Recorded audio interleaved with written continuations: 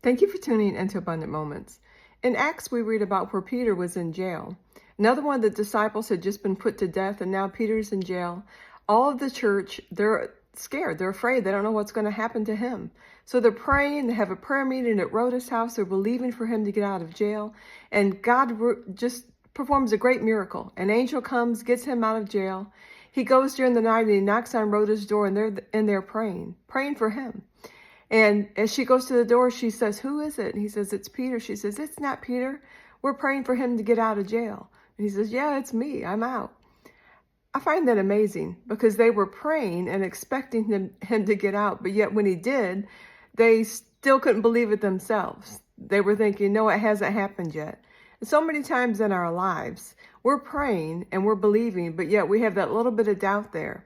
And then when it happens, we're like, this is truly amazing. How did this happen? And it's hard to believe. Well, that's God. His grace and his mercy is hard to believe how much he loves us. And I love the fact that even though they were praying in faith, there was that little bit of doubt there because she doubted it was even him.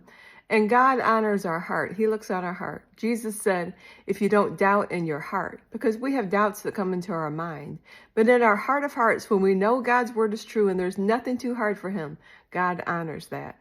So today, pray in faith. And when it happens, receive it. And if it's hard to believe, that's okay because God's mercy, his grace is hard to believe because he is so good to us. Thank you for tuning in.